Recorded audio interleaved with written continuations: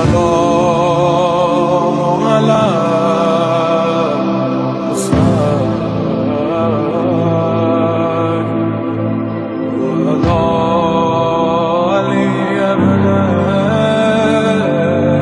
اعوذ باللہ من الشیطان الرجیم بسم اللہ الرحمن الرحیم الحمد للہ الذی لا یبلغ مدحتہ القائلون ولا یحصی نعماءہ العادون ولا یعدی حقہ المجتہدون الذی لیس لصفتہ حد محدود ولا نعت موجود ولا وقت معدود ولا اجل ممدود فطر الخلائق بقدرته ونشر الرياح برحمته الصلاة والسلام على الرسول المسدد المصطفى العمجد المحمود الأحمد سيدنا ومولانا ومولى الكونين جد الحسن والحسین عانی ابو القاسم محمد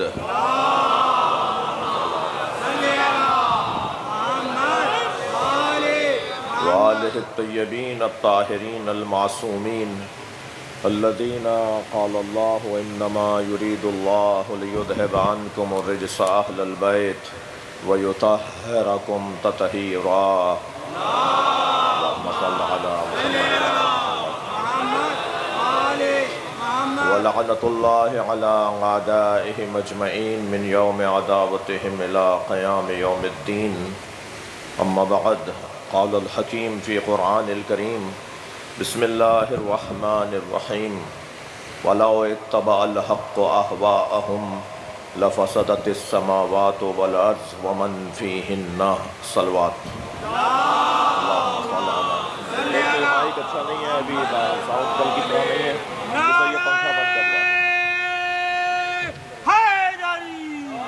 اس سے فرق نہیں پڑے گا وہاں سے کچھ کریں آواز بہتر نہیں ہے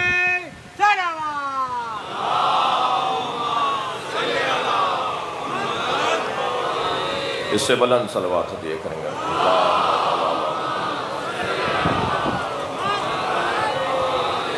ایک اور بلند صلوات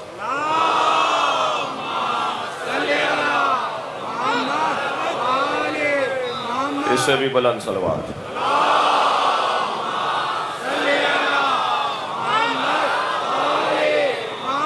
سورہ مبارکہ المومنون آیت نمبر 71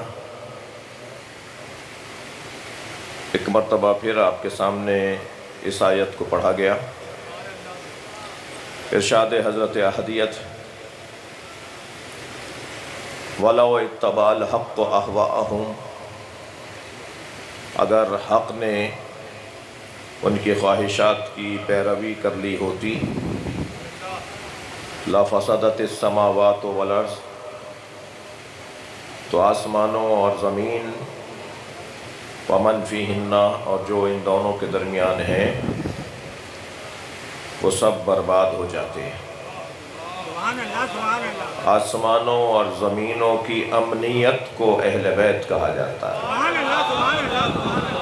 صلوات عطیہ کریں محمد وآلہ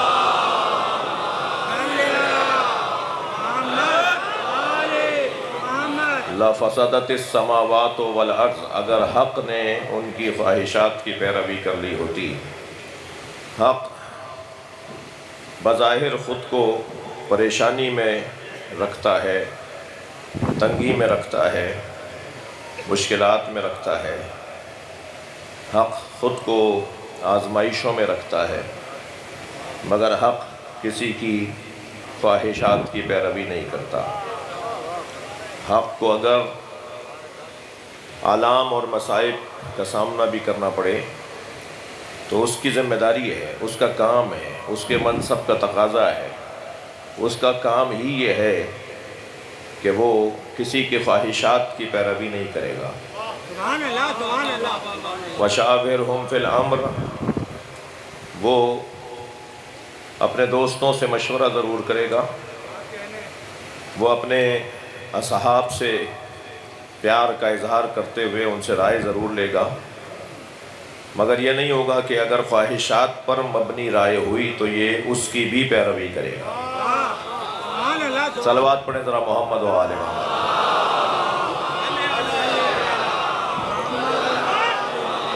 در حبیب خدا و خاتم الانبیاء بلند صلوات۔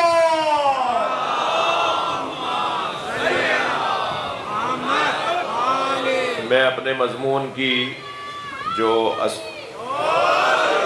اساس ہے، جو بنیاد ہے، جو مقصد ہے اس مضمون کا، وہ اپنے محترم سننے والوں کے سامنے رکھ رہا ہوں۔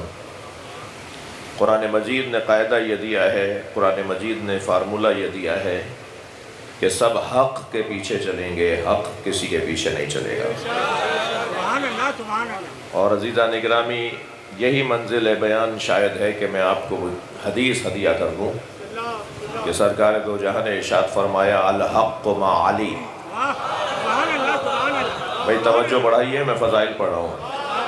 الحق مع علی وعلی مع الحق، حق علی کے ساتھ ہے اور علی حق کے ساتھ ہے۔ اگر یہ کہہ کر سرکار خاموش ہو گئے ہوتے، حضرت نے سکوت فرمایا ہوتا، حضرت رک گئے ہوتے، تب بھی میرا اور آپ کا مقصد یا الجھن دور نہ ہوتی، اس لیے کہ ہم تو حق کی تلاش میں ہیں۔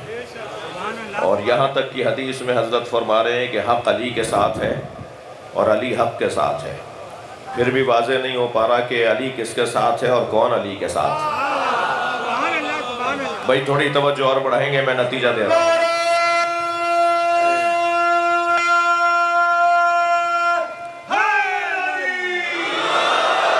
سرکار نے فرمایا الحق مع علی وعلی مع الحق، حق علی کے ساتھ ہے، علی حق کے ساتھ ہے۔ یہاں حدیث رکی نہیں ہے، سرکار نے فرمایا اللہم ادر الحق حیث ما دار علی، یا اللہ حق کو وہاں موڑ جہاں علی جا رہا ہو۔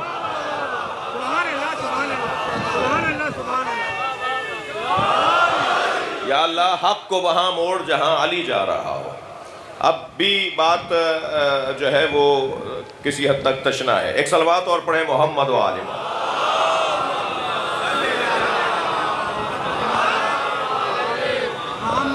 یہ میرے بیٹھنے کے بعد جو بہت تیزی سے مجمع نشتر پارک میں داخل ہو رہا ہوتا ہے، ہر گیٹ سے ماشاءاللہ مسلسل لوگ آ رہے ہوتے ہیں، تو ان سے گزارش ہے کہ ہم طے یہ ہے کہ 6:20 پر میں مجھے ممبر پہ آنا ہے، تو 6:20-25 ہو جاتے ہیں، لیکن آپ میرے بیٹھنے کے بعد مجھے سننے کے بعد اندر نہ آئیں، بلکہ پہلے سے ہی تشریف فرما ہو تو عنایت ہوگی، جیسے اور بھی احباب تشریف فرما ہوتے ہیں۔ ایک صلوات پڑھیں ذرا نبی کی ذات۔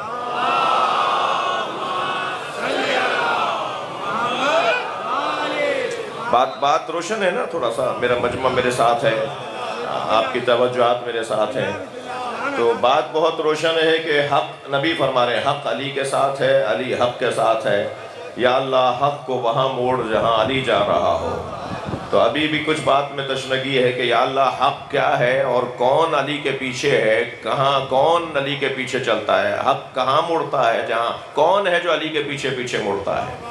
عزیزان گرامی، ہمیں ایک حدیث مبارکہ نظر آئی جو تمام کتب اسلامی کے اندر ہیں، بلا تفریق، بلا فرق مذہب و مسلک، یہ حدیث مبارکہ نبی مکرم کی تمام کتابوں میں ہے۔ سرکار فرماتے ہیں فاطمہ تو بضعۃ منی، فاطمہ میرا ٹکڑا ہے، من اذاہا فقد اذانی، جس نے اسے اذیت پہنچائی اس نے مجھے اذیت پہنچائی، جس نے اسے راضی کیا اس نے مجھے راضی کیا۔ کسوٹی اور قاعدہ اور قانون یہ ہے کہ فاطمہ بی بی کی رضایت ہی نبی کی رضایت ہے، فاطمہ بی بی کی ناراضگی ہی نبی کی ناراضگی ہے، اور فاطمہ کا عدد اور حق کا عدد ایک ہی ہے۔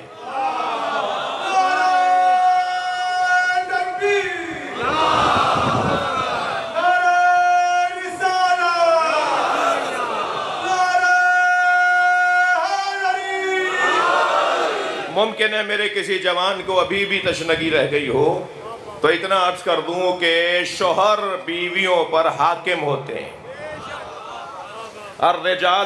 قرآن کی آیت پڑھ دیتا ہوں نا، الرجال قوامون علی النساء، شوہر اپنی بیویوں پر حاکم ہے، بیویاں شوہروں کی محکوم ہیں۔ یہاں ضمناً کہہ دیتا ہوں محکوم ہیں، مجبور نہیں ہیں۔ ہاں وہ حاکم ہے، جلاد نہیں ہے۔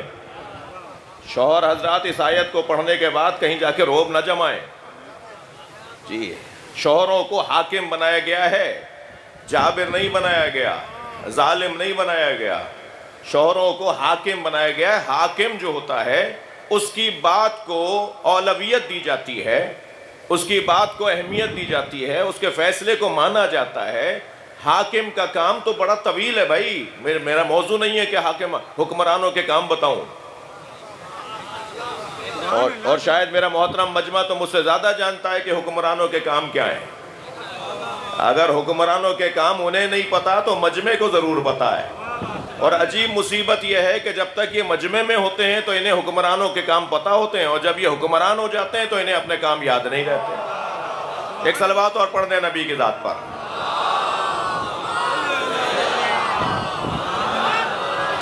ایک اور بلند صلوات۔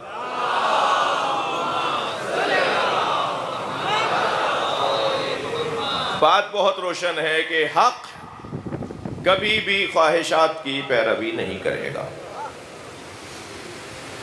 حق کا کام کسی کے پیچھے چلنا نہیں ہے۔ اگر کبھی کہیں حق آپ کو پیچھے کھڑا بھی نظر آئے نا تو پیچھے کھڑے ہونے سے وہ پیچھے ہو نہیں جاتا۔ سبحان اللہ، سبحان اللہ۔ پیچھے کھڑے ہونے سے وہ پیچھے ہو نہیں جاتا، اور خاص طور پہ نماز کے مسئلے میں تو بہت ہی واضح بات ہے۔ اس لیے کہ جب یہ قاعدہ دے دیا صلو خلف کل امام، ہر امام کے پیچھے نماز پڑھ لو، برًا و فاجرا، وہ نیک ہو یا برا، تو پھر پیچھے کھڑا ہونا کون سا معیار ہے، یا کسی کا آگے کھڑا ہونا کون سا معیار ہے؟ جی مجھے جواب دیا ہے ایک ہمارے عزیز مفتی صاحب نے، بہت اچھا لگتا ہے۔ میں اگر مجھے کبھی کوئی میرے کسی خطاب، کسی جملے پر کوئی کہیں سے جواب آتا ہے، آپ یقین جانیے کہ دسیوں مثالیں ہو چکی ہیں کہ میں انہیں فون کر کے شکریہ ادا کرتا ہوں کہ ایسا ماحول بناؤ بھائی، ایسا ماحول بناؤ۔ ہماری بات پر اگر آپ کو کوئی اعتراض ہے تو جواب دو۔ یہ گالیاں بکنا تو مجبوروں کا کام ہے۔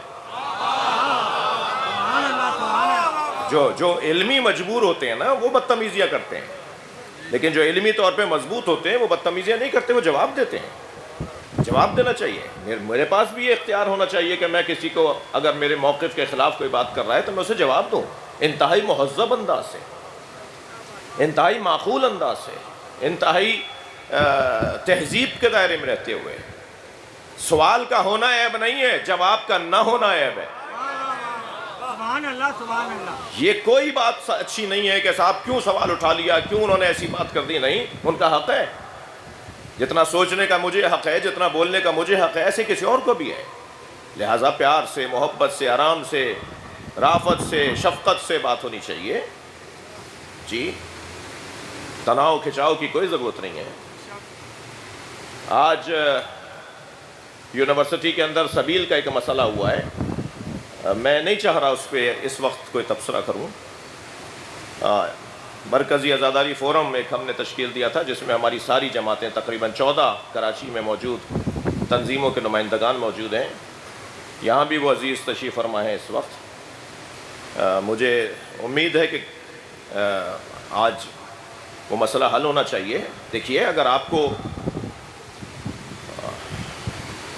سبیل کے بارے میں، کسی مجلس کے بارے میں، کسی ہماری مثلاً کہیں نوحہ چل رہا ہے اس کے بارے میں اگر آپ کو شکایت مل رہی ہے، آپ کو اسے بند کروانا ہے، تو یہ آپ کو اجازت نہیں دیں گے کہ آپ بے حرمتی کریں۔ لبیک یا حسین، لبیک یا حسین، لبیک یا حسین، لبیک یا حسین، لبیک یا حسین۔ بے حرمتی کی اجازت نہیں ہے۔ آج آپ نے سبیل کے برتن اٹھا کے پھینکے ہیں، وہ کالے کپڑے وہاں سے پھینکے ہیں۔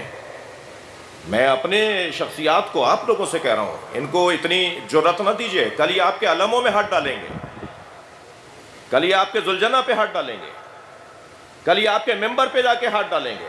انہیں جرأت کس نے دی ہے؟ انہیں یہ اجازت کس نے دی ہے؟ انہیں چاہیے تھا FIR کاٹ دیتے، گرفتار کرو بھائی، اٹھا لو نا انہیں جن کے خلاف تمہیں کوئی شکایت ملی ہے، مگر بدتمیزی کرنے کی اجازت نہیں دی جائے گی۔ میں زیادہ اس سے زیادہ نہیں بولنا چاہتا، میرا مقام بھی نہیں ہے کہ میں اپنے دوستوں کو محل اور موقع نہ دوں کام کرنے اور بات کرنے کا. ان کا کام ہے. ہمارے مرکزی تنظیم عزاداری، مرکزی تنظیم عزا، جعفری الائنس، پاک محرم اور دیگر شخصیات اور رابطہ کر رہے ہیں.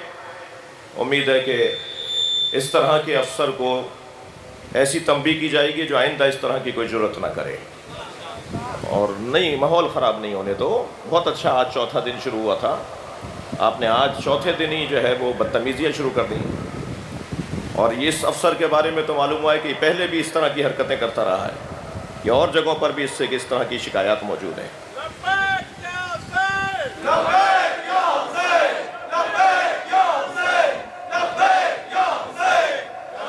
بلند صلوات ہدیہ کر دے محمد و آل محمد.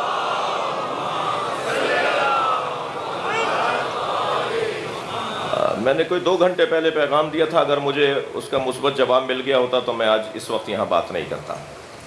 مگر آپ نے ہمارے قوم کے بعض شخصیات نے اپنی حیثیت ہی گنوا دی ہے نا. آپ کی بات میں یہ ہمارے مقدسات کا مسئلہ ہے، یہ ہمارے احترام کا مسئلہ ہے. طریقہ سے اپناؤ، رویے اپنے ٹھیک کرو، انداز کو اپنا بہتر بناؤ. جی یہ اسرائیل نہیں ہے. یہاں نتن یاہو ہمیں کوئی پسند نہیں ہے. اپنے رویوں کو اچھا کرو. ایک صلوات پڑھیں ذرا محمد و آل محمد.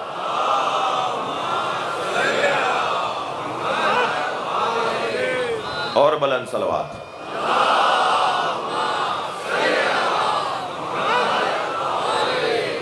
بات بہت روشن ہے. تو ایک بزرگ نے، محترم نے، میرے عزیز ہیں، میرے ساتھ ہمارا ان کا ٹیلی ویژن پروگراموں میں بھی ساتھ رہتا ہے، ویسے بھی رابطہ رہتا ہے. انہوں نے مجھے جواب دیا کہ یہ جو دلیل دی ہے نا فلاں نے کہ حضرت عیسیٰ امام مہدی کے پیچھے نماز پڑھیں گے، موضوع آپ کے ہاتھ میں ہے. توجہ، آپ واپس پلٹ کر آ گئے آپ مضمون پر. آپ سے پوچھ رہا ہوں، مضمون پر پلٹ کے آ گئے آپ. تو انہوں نے کہا یہ جو دلیل دی ہے نا فلاں نے کہ حضرت عیسیٰ جب حضرت مہدی کے پیچھے نماز پڑھیں گے تو وہ خود دلیل ہے یہ کہ حضرت مہدی یعنی حجت خدا، یعنی امام زمانہ، یعنی امام وقت، تمام انبیاء سے ہمارے نبی کے علاوہ، سرکار دو جہاں کے علاوہ، وہ کیونکہ حضرت عیسیٰ ان کے پیچھے. تو انہوں نے کہا یہ کون سی دلیل ہوئی؟ پیچھے نماز پڑھنے والا کون سا؟ آگے کوئی اگر کھڑا ہو جائے، اول تو ایسا ہے نہیں، اور اگر ایسا مان بھی لیا جائے تو آگے کھڑے ہونے سے یہ کہاں سے بات ثابت ہوتی ہے جو آگے کھڑا ہوا ہے وہ افضل ہے؟ تو میں نے کہا بھائی ہم بھی تو یہی 1400 سال سے کہہ رہے ہیں. صلوات پڑھیں ذرا محمد و آل محمد.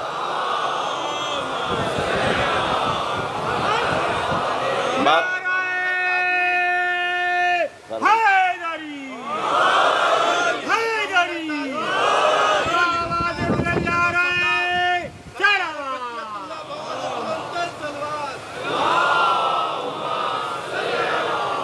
تو میرے عزیزو، بات آپ کے ہاتھ میں ہے، مضمون آپ کے ہاتھ میں ہے کہ حق کبھی بھی خواہشات نفسانی کی پیروی نہیں کرتا.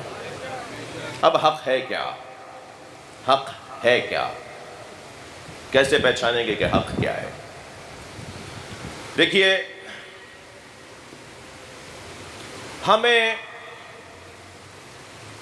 نہ خلق کرنے کا اختیار ہے، یعنی ہم خالق نہیں ہیں، اور نہ ہی ہمیں منتخب کرنے کا اختیار ہے. یعنی کس کو منتخب کرنے کا اختیار نہیں ہے؟ ہمیں امام، میں نے کل کی مجلس میں کہا، اللہ بنانا ہمارا کام نہیں ہے. جو اللہ بناتے ہیں نا وہ باطل ہے، وہ رونگ ہیں، وہ غلطی پر ہیں. اللہ بنانا ہمارا کام نہیں ہے. اللہ نے کہہ دیا، میرے حبیب ان سے کہہ دو هو اللہ احد، وہ اللہ احد ہے. جسے تم تلاش کر رہے ہو نا وہ احد ہے. تمہارا کام بنانا نہیں ہے. توحید کا مطلب ایک بنانا نہیں ہے، ایک ماننا ہے. توحید کا ترجمہ خبردار یہ مت کیجئے گا کہ ایک بنانا ہمارا کام کب ہے؟ ایک ماننا ہمارا کام ہے. تو اس وحدہ لا شریک کو ماننا ہے ہمارا کام، بنانا ہمارا کام نہیں ہے. کل کی مجلس میں ہو چکا. دوسرا عنوان، رسول بنانا، نبی بنانا ہمارا کام نہیں ہے. وَلَقَدْ أَرْسَلْنَا مُوسَىٰ بِآيَاتِنَا، اللہ کا کام ہے کہ وہ وہاں سے بھیجے. یہ سب وہاں سے آئے ہیں، یہ یہاں کے نہیں ہیں. ہمارے نبی بھی یہاں کے نہیں تھے. زمین ہمارے نبی کا وطن نہیں تھا. ہمارے نبی یہاں کے رہنے والے. وہاں جانا کمال تھا جسے معراج کہتے ہیں، مگر یہاں رہنا اس سے کم کمال نہیں ہے. سرکار کا وہاں جانا کمال ہے، اس لیے کہ معراج میں تذکرہ ہوا ہے اس کمال کا. معراج کے عنوان سے کمال کا تذکرہ ہوا ہے. لیکن ذیشان صاحب کے وہ دو مصرے تو مجھے اتنے اچھے لگتے ہیں کہ میں آپ کو بار بار سناؤں گا. وہ کہتے ہیں کہ ایک شب کا ذکر کیا ہے جانے والے عرش پر، تیری ساری زندگی معراج ہی معراج ہے. ان کا پورا وجود یہاں، ان کا رہنا کمال ہے، یہاں ان کا آنا کمال ہے. وہ یہاں کے نہیں ہیں، یہ وہاں سے آئے ہیں. تو ہمارا کام نبی رسول بنانا نہیں ہے. ایسے ہی ہمارا کام خلیفہ حاکم بنانا ہمارا کام نہیں ہے. ملک اللہ کے لیے ہے، حاکمیت اللہ کے لیے ہے، تو اللہ کی طرف سے جو حاکم ہوگا پھر اللہ ہی اسے بنائے گا جو اللہ کی طرف سے حاکم ہوگا. اور یہ جو ہمارے حکمران ہیں یہ اللہ کی طرف سے نہیں ہے، انہیں عوام نے منتخب کیا ہے تو عوام اتار بھی دیتی ہے. ایسا ہی ہے نا. جمہوریت کا تو یہ مطلب ہے کہ ایک مرتبہ وہ آ گئے حاکم بن کر، ایک مرتبہ وہ حاکم بن گئے. عوام نے حاکم بنایا تھا، ایک مرتبہ ووٹ ڈال کے اور ایک مرتبہ ووٹ نہ ڈال کر حاکم نہیں بنایا. تو عوام جنہیں بنائے اور عوام جنہیں اتارے وہ حاکم ضرور ہوں گے، مگر اللہ کے بنائے ہوئے حاکم نہیں ہیں. تو اللہ کا جو بنایا ہوا حاکم ہے، نہ انہیں عوام چنتی ہے نہ عوام اتار سکتی ہے. وہ اگر انہیں کوئی مانے تب بھی وہی حاکم ہے، اور اگر انہیں کوئی نہ مانے تب بھی وہی حاکم ہے. اس لیے حضرت امام مالک سے کسی نے کہا تھا، صلوات پڑھیں ذرا محمد و آل محمد،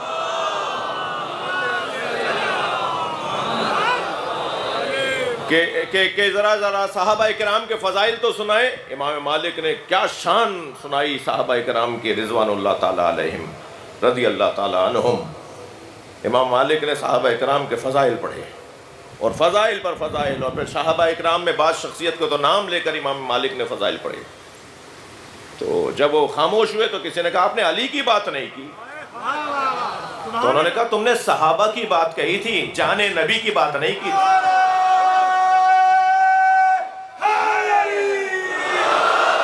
تم نے تو مجھ سے کہا تھا صحابہ کے فضائل سناؤ.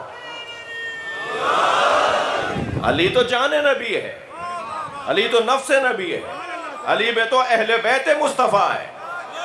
اور پھر یہ کہہ کر جو انہوں نے فضائل پڑھے ہیں، ایک صلوات اور پڑھے محمد و آل محمد. تھک تو نہیں رہے نا میری باتوں سے آپ؟ مجھے بعض دوستوں کے چہرے نظر نہیں آ رہے، کہیں روشنی ہے کہیں روشنی نہیں ہے. یہ تو آپ تھوڑی سی گردن ہلاتے رہیے تاکہ مجھے لگے کہ آپ میری بات سن رہے ہیں. تو حضرت امام مالک نے مولا علی کے فضائل پڑھے. وہ فضائل بڑے شاندار فضائل ہیں. اس میں ایک جملہ سنانے کا جو اس وقت میرے مضمون میں ہے. وہ فرماتے ہیں میں جملہ کہہ رہا تھا کہ لوگوں کے بنانے پر امام بنتا نہیں ہے، لوگوں کے اتارنے سے امام رہتا نہیں ہے. یعنی اسے وہ امام نہیں رہے گا، یہ نہیں ہو سکتا. نہ لوگ بناتے ہیں نہ لوگ اتارتے ہیں. ایسا ہی ہے. اس کے لیے امام مالک فرماتے ہیں کہ علی کا ممبر رسول پر بیٹھنا علی کی فضیلت نہیں ہے، ممبر کی عظمت میں اضافہ ہے. صلوات پڑھیں محمد.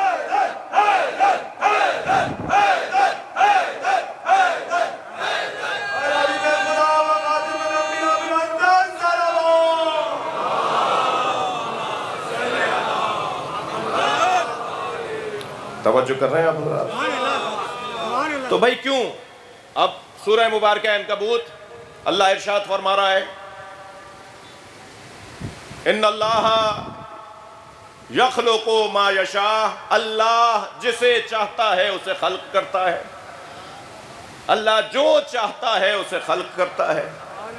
اللہ جسے چاہتا ہے اسے خلق کرتا ہے. وہ یختار، اور جسے چاہتا ہے اسے منتخب کرتا ہے. یہ کہہ کر پروردگار عالم نے اپنی بات کو روکا نہیں ہے. اللہ ارشاد فرماتا ہے وَمَا كَانَ لَهُمُ الْخَيَّرَةُ، اور یاد رہے لوگوں کو یہ حق نہیں ہے کہ وہ کسی کا انتخاب کریں. میرے محترم لوگ ذرا میرے ساتھ ترتیب کے ساتھ چلیں، میری ترتیب بیان کے ساتھ آپ کی توجہات رہیں۔ سب سے پہلے تو اللہ نے یہ اعلان کر دیا کہ اللہ خلق کرتا ہے، تھک تو نہیں رہے آپ؟ اللہ خلق کرتا ہے، اس نے اعلان کر دیا کہ اللہ ہی انتخاب کرتا ہے، اللہ کا کام ہے وہ انتخاب کرے، منتخب کرنا اللہ کا کام ہے، انتخاب کرنا اللہ کا کام ہے۔ اور پھر کہتا ہے ما کان لہم الخیرہ، اور لوگوں کو یہ اختیار نہیں ہے، انسانوں کو یہ اختیار نہیں ہے کہ وہ اپنے لیے کسی کو منتخب کریں۔ ہاتھ جوڑ کر کہوں اللہ سے، یا اللہ یہ تو نے خلق تو نے کیا، یہ تیرا کمال ہے، لیکن اختیار ہمیں دے دیتا کہ ہم انتخاب بھی کر لیتے، ہمیں انتخاب کرنے کا بھی اختیار دے دیتا۔ تو پروردگار عالم نے کیا جواب دیا ہے؟ اب ایک اور آیت کے اندر پروردگار عالم جواب دیتا ہے وَرَبُّكَ يَعْلَمُ مَا تُكِنُّ صُدُورُهُمْ، تم اس لیے منتخب نہیں کر سکتے کہ اللہ ہی تو جانتا ہے نا سینوں میں کیا گزر رہا ہے۔ سبحان اللہ سبحان اللہ سبحان اللہ سبحان اللہ۔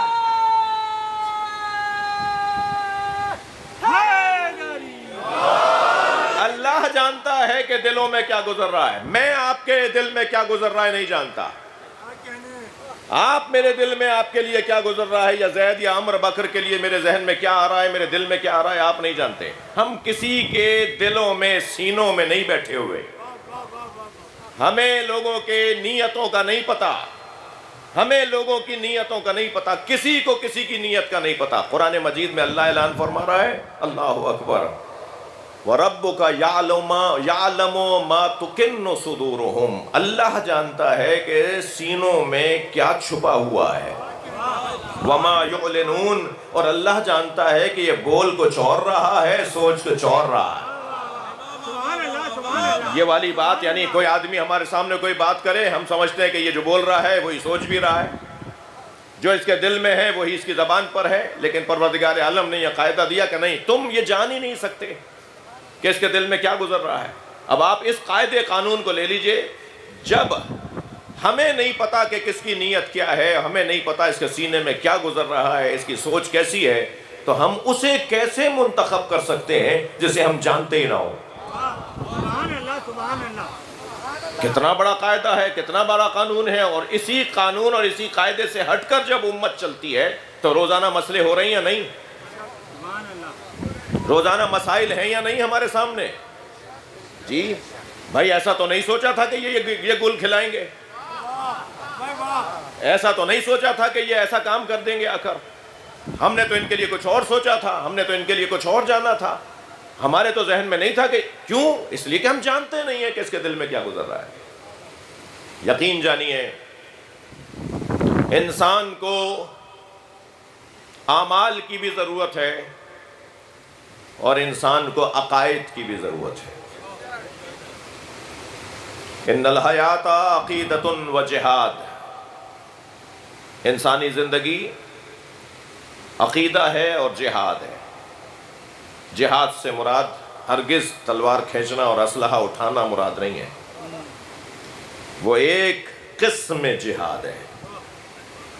جہاد جد و جہد کے خاندان کا لفظ ہے، جہد کے خاندان کا لفظ ہے، اجتہاد کے خاندان کا لفظ ہے، یہ ایک خاندان کے مختلف الفاظ ہیں۔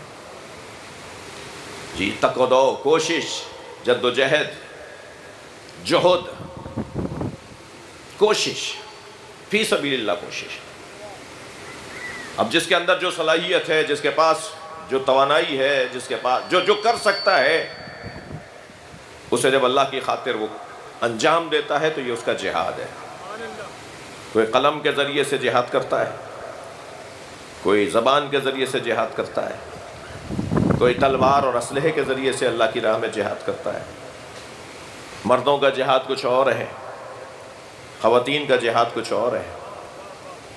جہاد فروعات دین میں 6 نمبر پر ہے۔ جی، اس سے پہلے اور کچھ بھی اعمال ہیں، اس کے بعد کچھ اور بھی ہمیں عمل انجام دینے ہیں، لیکن یہاں جو مراد اس قاعدے اور قانون کے اندر ہے کہ ان الحیات عقیدۃ و جہاد، زندگی عقیدہ ہے اور جہاد ہے۔ اس کو ذرا میرا جوان سمجھنے کی کوشش کریں۔ اصل چیز عقیدہ ہے یا اصل چیز عمل ہے؟ اصل چیز عمل اگر ہو تو اس کے کیا نتیجے ہیں، اور اگر اصل چیز عقیدہ ہو تو اس کے کیا نتیجے ہیں۔ میں لفظوں کو اور بدل کے کہتا ہوں کہ ہمیں اعمال کی بنیاد پر جنت میں درجے ضرور بڑھتے ہوئے ملیں گے، مگر جنت اعمال کی بنیاد پہ نہیں ملے گی۔ اللہ کرے میں اپنی بات کو پہنچا سکوں۔ جنت کا تعلق اعمال کی بنیاد پر نہیں ہے۔ جنت میں 8 درجے ہیں، دوزخ میں 7 درجے ہیں۔ جنت کے 8 درجے ہیں، دوزخ کے 7 درجے ہیں۔ یہ درجے کیوں ہیں بھائی؟ اگر ایک ہی جنت ہے تو پھر یہ 7 درجوں کا کیا مطلب جی؟ اور پھر جنتوں میں بھی ایک ایسی جنت ہے جس کا ایک ہی درجہ ہے، جیسے حسین کہتے ہیں، جیسے سورہ مبارکہ فجر کے اندر پروردگار عالم نے ارشاد فرمایا وَادْخُلِي فِي جَنَّتِي۔ صلوات پڑھیں ذرا محمد و آلہ۔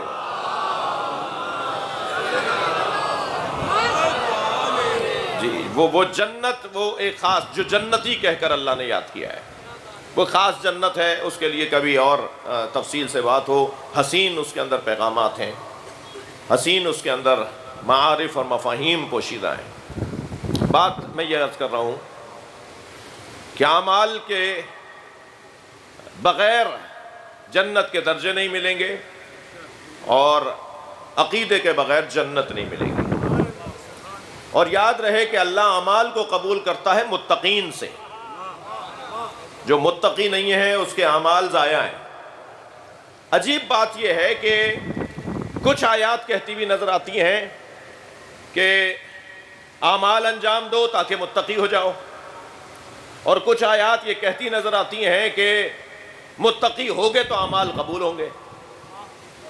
مثلا انما یتقبل اللہ من المتقین، اللہ متقین سے اعمال کو قبول کرتا ہے۔ مثلا ارشاد ہو رہا یا ایھا الذین آمنوا کتب علیکم الصیام کما کتب علی الذین من قبلکم لعلکم تتقون۔ اے صاحبان ایمان، تم پر روزوں کو فرض قرار دے دیا گیا جیسے تم سے پہلے والوں پر بھی واجب کیا گیا تھا۔ کیوں؟ لعلکم تتقون، تاکہ تم متقی ہو جاؤ۔ اب ہمیں روزہ متقی بنا رہا ہے، اور اللہ یہ ارشاد فرما رہا ہے کہ اللہ روزوں کو قبول کرے گا متقیوں سے۔ بھائی قابل غور ہے نا، یہ آیات ہے نا قرآن مجید، قرآن سمجھنے بیٹھے ہیں نا ہمیں۔ صلوات پڑھیں ذرا محمد و آلہ۔ مل کر صلوات نہیں پڑھ رہے آپ لوگ۔ اللہم صلی علی محمد و آل محمد۔ تو ان دونوں مثلا اسی طرح ایک اور آیت کے اندر ارشاد ہو رہا ہے والذین یوفون بعہدہم الذین صدقوا عہدہم اولئک ھم المتقون۔ جو اپنے وعدوں کو پورا کرتے ہیں اور اپنے وعدوں پر پورے اترتے ہیں، وہ لوگ متقین ہیں، وہ متقی ہیں۔ تو اب یہاں اعمال کا نتیجہ یہ ہے کہ تقویٰ آ جائے، اور ادھر قرآن کہہ رہا ہے کہ تقویٰ اختیار کرو تو اعمال قبول ہو۔ تو یہ اس دونوں آیتوں کو اگر میں سمجھنا چاہوں گا تو میں ایسے سمجھوں گا کہ تقویٰ اعمال کا مددگار ہے اور اعمال تقویٰ کے مددگار ہیں۔ جسے فلسفے کی زبان میں کہتے ہیں مکمل۔ ایک ہے مکمل، فلاں کام مکمل ہو گیا، ہم بولتے ہیں نا اردو میں، یہ عربی کا لفظ ہے، فلاں کام مکمل کرو بھائی، بات ابھی مکمل نہیں ہوئی۔ مکمل جس کو کمال تک پہنچایا جائے، اور جو کمال تک پہنچاتا ہے اسے مکمل کہتے ہیں۔ یعنی لام پر زبر کی جگہ زیر لگا دیجئے تو اس میں فاعل ہو جائے گا، زبر لگا دیجئے تو اس میں مفعول ہو جائے گا۔ صلوات پڑھیں ذرا محمد و آلہ۔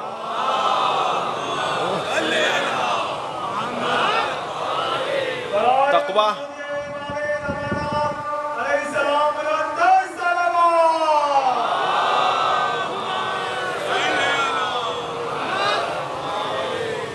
تقویٰ کے ذریعے سے اعمال قبول ہوں گے، اعمال کے ذریعے سے تقویٰ بڑھتا چلا جائے گا۔ چلیں آپ کی تسلی کے لیے ایک اور آیت بھی اپنے مدعا پہ دلیل دے دیتا ہوں جی۔ یقین پہلے ہوگا پھر عبادت ہوگی، یا عبادت پہلے ہوگی پھر یقین بڑھے گا؟ جی یقین ہوگا تو عبادت ہوگی. قرآن تو کہہ رہا ہے وَعْبُدْ رَبَّكَ حَتَّى أَتَاكَ الْيَقِينُ. اللہ کی عبادت کرو تاکہ تمہیں یقین حاصل ہو جائے. صلوات پڑھ لیں ذرا محمد و آل محمد.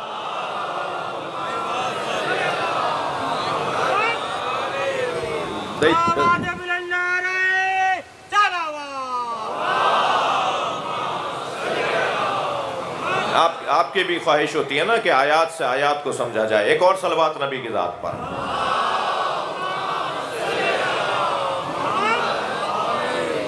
تو یہ عبادت اتنی کرو وَعْبُدْ رَبَّكَ, اتنی عبادت کرو اللہ کی, اتنی عبادت کرو اللہ کی حَتَّى أَتَاكَ الْيَقِينُ. عبادت یقین تک پہنچائے گی. عبادت یقین تک پہنچائے گی. مجمع آمادہ ہے جملہ لینے کو. عبادت یقین تک پہنچائے گی. میری آپ کی ساری زندگی ہمیں یقین تک پہنچانے میں لگے گی. میری اور آپ کی ساری عبادتیں ہمیں یقین تک پہنچانے میں صرف ہوں گی. مگر علی بن ابی طالب کہتے نظر آتے ہیں لو کشف الغطاء لمزددت یقینا. میرے سامنے سے حجاب ہٹ جائیں تو یقین میں اضافہ نہیں ہوگا. وہ جو وہاں سے صاحب یقین بنا کر بھیجا گیا وجود ہے, جو وہاں سے سجا کر بھیجا گیا وجود ہے, جو یہاں آ کر کسی سے پڑھنے والے نہیں ہیں بلکہ اللہ نے جنہیں پڑھا کر بھیجا ہو, ان کی کیفیت اور امت کی کیفیت میں فرق ہوگا.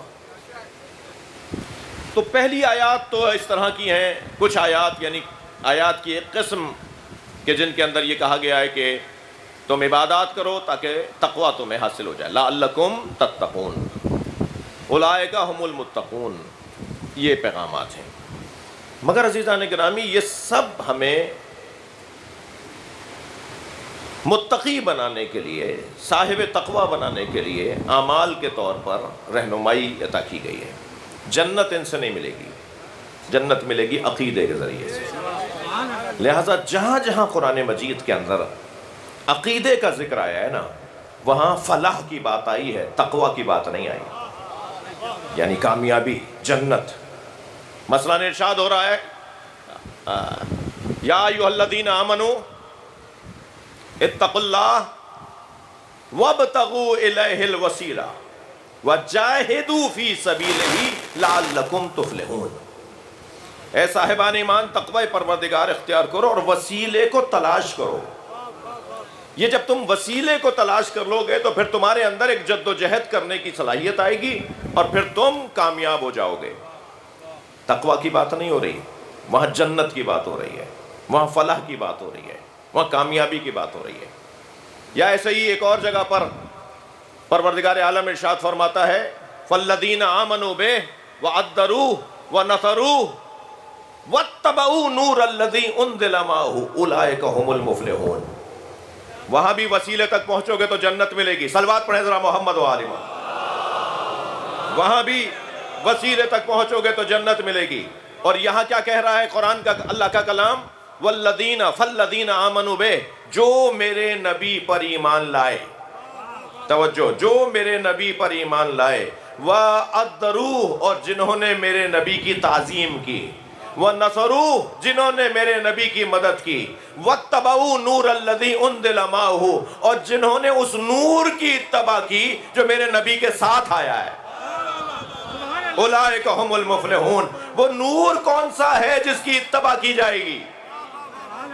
وہ نور کون سا ہے جس کی؟ بھائی بہت زیادہ ٹائم تو بہت زیادہ مجھے مقدماتی گفتگو کرنے کی ضرورت نہیں ہے. ایک ہی حدیث ہدیہ کر دوں تو میرا مدعا روشن ہو جائے گا. سرکار فرماتے ہیں انا وعلی من نور واحد.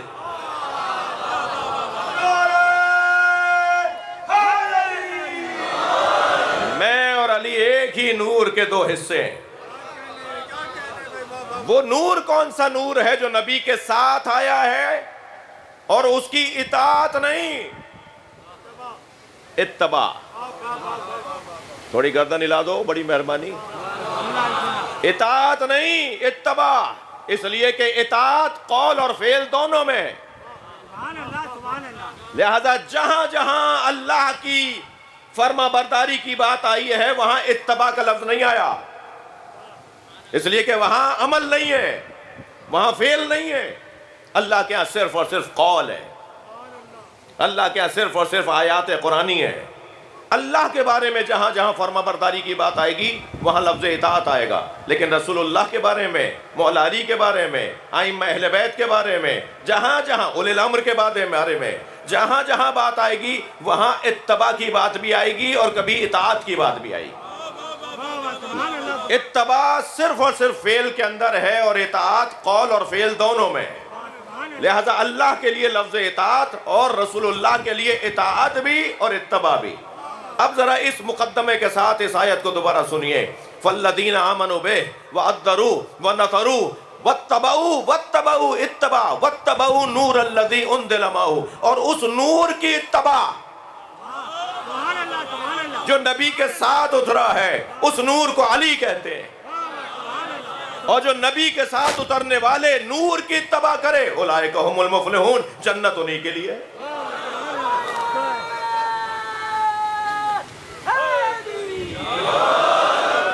جنت انہی کے لیے ہے، لہذا اعمال تقوی تک پہنچاتے ہیں، مگر وسیلہ امام حجت خدا جنت تک لے جاتا ہے۔ میں ایک منزل اور آگے آنا چاہتا تھا فضائل کے باب میں، مگر کیا کریں کہ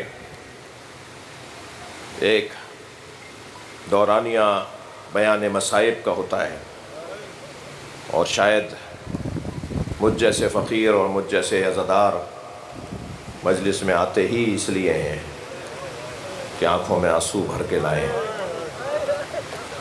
شاید میرے اس فضائل کے باب سے کچھ لوگوں کو اختلاف ہو، کہیں کہ نہیں مولانا کی بات ہم نہیں مانتے، یہاں بیٹھے ہوئے یا بعد میں سننے والے کہیں، مگر جو اب بات کرنے جا رہا ہوں نا اس سے کسی کو اختلاف نہیں ہے۔ کربلا میں زہرا کا گھر اجڑ گیا،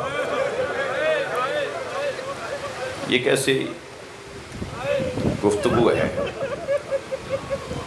کہ جس پر ہر مجلس میں آنے والا چاہتا ہے کہ وہ یہ بات سن کر جائے۔ میرے ساتھ چلیے، آج 4 محرم ہے،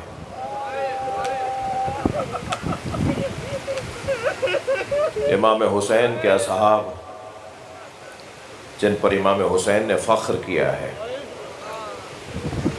انی لا ارا اصحابا کا اصحابی، جیسے اصحاب اللہ نے مجھ حسین کو عطا کیے ایسے اصحاب اللہ نے کسی کو نہیں دیے۔ میں نہیں جانتا کہ کسی کے پاس ایسے اصحاب بھی ہوں گے جیسے میرے پاس اصحاب ہیں۔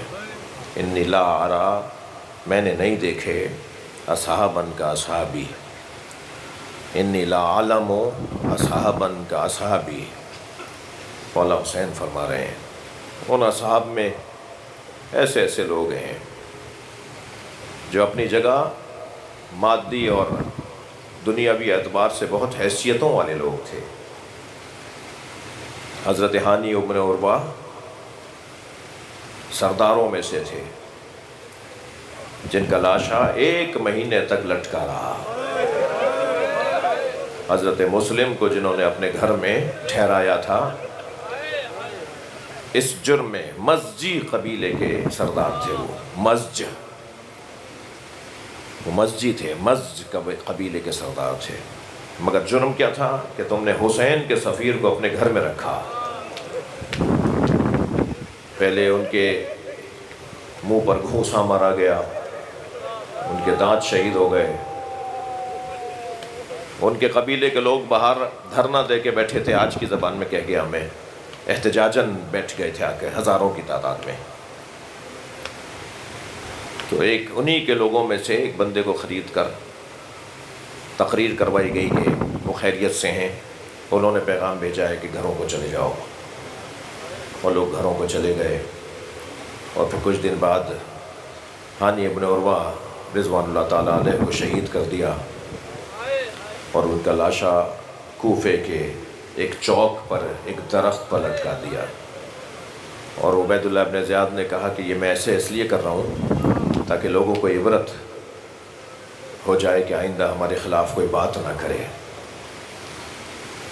ہانی ابن عروہ، مسلم ابن اوسجہ وہ تھوڑی سی تاخیر سے کربلا پہنچے تھے، یعنی 2 محرم 4 محرم 5 محرم کے بعد پہنچنے والوں میں سے تھے۔ وہ خضاب خرید رہے تھے، خضاب کوفے میں ایک پنساری کی دکان سے خضاب خرید رہے تھے تاکہ بالوں کو رنگ کر سکیں۔ تو کسی نے کہا تم تو یہاں خضاب خرید رہے ہو، وہاں حسین کو کربلا میں گھیر لیا ہے۔ تو پھر وہ سب چیزیں چھوڑ کے کربلا گئے تھے، اور پھر جب ان کے سر پر ضربت لگی تھی نا تو انہوں نے مولا حسین سے کہا تھا مولا میرے بالوں کو خضاب لگ گیا۔ ایسے ہمت والے لوگ، من المومنین رجال صدقوا ما عاہدوا اللہ علیہ، مومنین میں سے کچھ ہمت والے لوگ ہیں جو اپنے رب سے، اپنے اللہ سے کیے ہوئے عہد کو پورا کرتے ہیں۔ جی ان میں سے ایک نام جنہیں امام حسین نے خط لکھ کر بلایا ہے وہ ہے حضرت حبیب ابن مظاہر اسدی۔ جی امام نے قاصد کو خط دیا، جا کر کوفہ حبیب تک یہ میرا خط پہنچا دو۔ اور حبیب اپنی زوجہ کے ساتھ کھانا کھا رہے تھے کہ دروازے پہ دستک ہوئی، تو آواز دے کر پوچھا من الباب، کون ہے دروازے پر؟ تو قاصد نے کہا انا برید الحسین، میں حسین کا قاصد ہوں۔ سنیں گے آپ، جو ہاتھ میں نوالا تھا نا وہ رہ گیا، وہ واپس ظرف میں رکھ دیا، ہاتھ پیر پھولنے لگے۔ حسین کا قاصد، حسین کا کوئی پیغام آیا ہے؟ اجرکم اللہ۔ ایک مرتبہ دروازے پر گئے تو اس کے ہاتھ میں امام حسین کی تحریر تھی، اسے کھولا فوراً، پہلے آنکھوں سے لگایا اور پھر پڑھنا شروع کیا۔ اس میں لکھا تھا بسم اللہ الرحمن الرحیم، من الحسین ابن فاطمہ، فاطمہ کے بیٹے حسین کا خط ہے، الی رجل فقیہ حبیب ابن مظاہر، ایک مرد فقاہت، ایک عالم دوراں، ایک فقیہ دوراں، حبیب ابن مظاہر کے نام۔ السلام علیکم ورحمۃ اللہ وبرکاتہ، سلام لکھا امام نے۔ پھر اس کے بعد پہلی لائن یہ تھی کہ حبیب تمہیں ہماری نبی سے نسبت کا علم ہے، تمہیں میری نبی سے نسبت کا علم ہے کہ میں کون ہوں، بس جان لو میں کربلا میں دشمنوں میں گھر گیا ہوں۔ والسلام حسین ابن علی۔ حبیب نے مظاہر اس خط کو پڑھتے ہوئے گھر میں داخل ہوئے تو اتنی دیر میں زوجہ بھی دسترخوان چھوڑ کر آ گئی تھی، قریب کھڑے ہو کر کہنے لگی حسین مولا نے کیا لکھا ہے؟ اجرکم اللہ، اجرکم اللہ، آپ کی آنکھوں میں آنسو آ گئے۔ حبیب نے کہا حسین ابن علی کو کربلا میں یزیدی لشکر نے گھیر لیا ہے، اور حسین نے مجھے اتنا لکھا ہے، اور اس کا پیغام یہ ہے کہ حسین مجھے مدد کے لیے بلا رہے ہیں۔ تو زوجہ نے کہا پھر کیا ارادہ ہے؟ تو جو لکھا ہے کتابوں میں وہ میں پڑھ رہا ہوں کہ ایک مرتبہ قلب زوجہ کی آزمائش کے لیے، اپنی زوجہ کی آزمائش لینے کے لیے کہ دیکھوں یہ اس کے دل میں حسین کا کتنا مقام ہے۔ حبیب نے فوراً کہا میں بوڑھا ہو گیا ہوں، میں کیا مدد کروں گا؟ تو کہنے لگی پھر مجھے جانے دو، میں حسین کی مدد کرنے چلے جاؤں۔ اجرکم اللہ، اجرکم اللہ۔ حبیب نے کہا اللہ اللہ غربت حسین، خواتین بھی جس پہ ترس کھا رہی ہوں۔ حبیب نے کہا کہ یہ کیسے ممکن ہے حسین مجھے یاد کریں اور میں مدد کو نہ جاؤں؟ اپنے غلام کو بلایا اور کہا فوراً گھوڑا تیار کرو اور فلاں جگہ پر جا کے کھڑے ہو جاؤ، اس لیے کہ حالات پرآشوب ہیں، کہیں مخبری نہ ہو جائے، کہیں راستے میں رکاوٹیں نہ آ جائیں، مجھے جانے سے روک نہ دیا جائے، فلاں جگہ جا کے کھڑے ہو جاؤ، میں کچھ بے راہوں سے اور غیر مانوس رستوں سے ہوتا ہوا تم تک پہنچوں گا، اور پھر میں اس پہ بیٹھ کے حسین مولا کی مدد کو چلا جاؤں گا۔ غلام کتنی محنت سے، کتنے چاؤ سے گھوڑے کو تیار کرنے لگا اور لے جا کے کھڑا ہو گیا وہاں اس جگہ جہاں حبیب نے بتایا تھا کہ وہاں جا کے کھڑے ہو جاؤ۔ روایت کہتی ہے کہ حبیب کو پہنچنے میں تاخیر ہوئی تو غلام گھوڑے سے کہہ رہا تھا کچھ دیر اور دیکھتے ہیں، کچھ دیر اور دیکھتے ہیں، اگر میرا مولا حبیب نہ آیا تو میں تیری پشت پر بیٹھ کر حسین کی مدد کرنے جاؤں گا، حسین ابن فاطمہ کی مدد کرنے جاؤں گا۔ حبیب کی آنکھوں میں آنسو آ گئے۔ حبیب نے کہا اللہ اللہ غربت، فرمایا تو نے میرے مولا حسین سے محبت کا اظہار کیا ہے، میں اسی بات پر تجھے آزاد کر رہا ہوں، یہی کافی ہے کہ میں تجھے آزاد کر دوں، تو میرے مولا کا چاہنے والا ہے۔ تو وہ غلام قدموں میں گر گیا اور کہنے لگا مولا ساری زندگی آپ کی خدمت کی ہے اور اب آل رسول کی خدمت کا وقت آیا ہے، مجھے آزاد نہ کریں، مجھے اپنے ساتھ کربلا لے چلیں۔ حبیب نے اپنے ساتھ گھوڑے پر، اپنے ساتھ ہی گھوڑے پر اسے بٹھایا اور دونوں کربلا کی طرف روانہ ہوئے، اور ادھر کوفے کی طرف سے گرد اٹھنا شروع ہوئی۔ ادھر حسین نے اپنی کرسی چھوڑ دی، آواز دی علی اکبر آؤ میرا بھائی آ رہا ہے، عباس آگے بڑھو میرا مہمان آ رہا ہے۔ تمام جوانان بنی ہاشم، تمام اصحاب حسینی نے حضرت حبیب کا استقبال کیا۔ امام نے بڑھ کر حبیب ابن مظاہر کو گلے لگایا، اور ابھی امام اور حبیب میں گفتگو ہو رہی تھی کہ جناب فضہ برابر میں آ کھڑی ہوئی اور فرمانے لگی مولا حسین زینب نے حبیب کو سلام بھیجا۔ میں نے یہ مقتل میں پڑھا، حبیب نے اس جملے کے سننے پہ سر سے امامہ اتار دیا، کہاں ہم امتی، کہاں ہم امتی اور کہاں علی کی بیٹی مجھے سلام بھیجے۔ اجرکم اللہ۔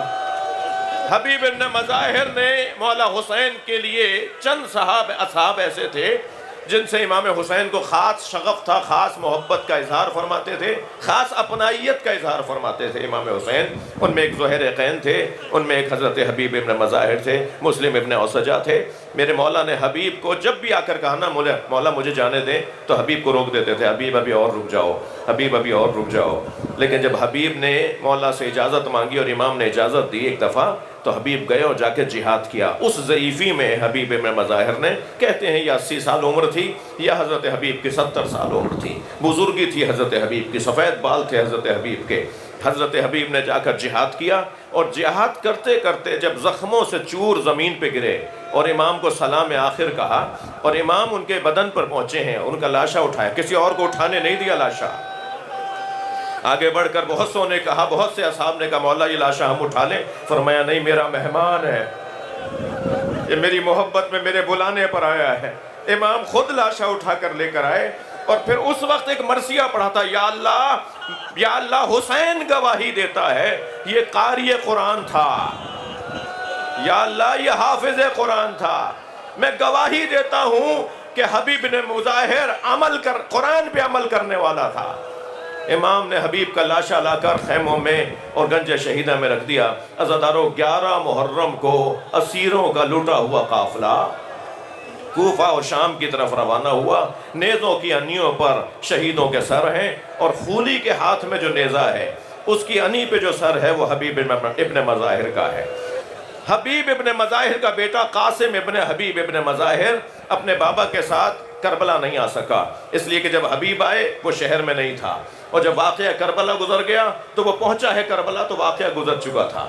اور جب اسے معلوم ہوا رستے میں کہ میرے بابا اور حسین سب شہید ہو گئے، تو اس نے اپنے دوستوں کو جمع کرنا شروع کیا، اور یہ سوچ کر کے کسی طرح میں بدن جا کے دفنا دوں، اپنے بابا کا سر جا کے لے لوں۔ تو اس نے کیا دیکھا کہ وہ سر اٹھائے ہوئے آ رہے ہیں، اور خولی کے ہاتھ میں نیزے کی انی پر حبیب کا سر ہے۔ قریب جا کر کہا خولی یہ میرے بابا حبیب ہیں، میں ان کا بیٹا قاسم ہوں، یہ سر مجھے دے دیتا کہ میں اسے دفنا دوں۔ خولی نے کہا مجھے شام کے دربار سے انعام ملنے والا ہے، بہت بڑے آدمی کا سر لے کر جا رہا ہوں، اجرکم اللہ، مجھے بہت بڑا انعام ملے گا، بڑے سردار کا سر لے کر جا رہا ہوں۔ تو خولی سے قاسم نے کہا دیکھ یہ سر مجھے دے دے، جو رقم تجھے چاہیے، جو انعام تجھے چاہیے وہ میں دینے کو تیار ہوں۔ اس نے انکار کر دیا۔ حضرت حبیب ابن مظاہر کا بیٹا قاسم گیا اور دوبارہ سے تیاری کر کے آیا، اور اس نے قافلے پر حملہ کیا۔ بس آخری جملے کہہ رہا ہوں، اس نے قافلے پہ حملہ کیا اور حبیب کا سر لینے میں کامیاب ہوا، اور جو مختلف جگہوں پر اس کے دوست لڑ رہے تھے نا، انہیں آوازیں دے کر کہنے لگا واپس چلو، جس کا جوان بیٹا زندہ ہو اس کے باپ کے سر کو کوئی نیزے پہ نہیں اٹھا سکتا۔ امام سجاد نے اپنی بیڑیاں سنبھالی، امام حسین کے سر کے قریب آئے، بابا یہ سچ کہتا ہے جس کا جوان بیٹا زندہ ہو اس کے باپ کے سر کو کوئی ایسے نہیں اٹھا سکتا مگر آپ کا بیٹا مشیت کا پابند ہے۔ اللہ لعنت اللہ علی الظالمین فَسَيَعْلَمُ الَّذِينَ ظَلَمُوا أَيَّ مُنْقَلَبٍ يَنقَلِبُونَ۔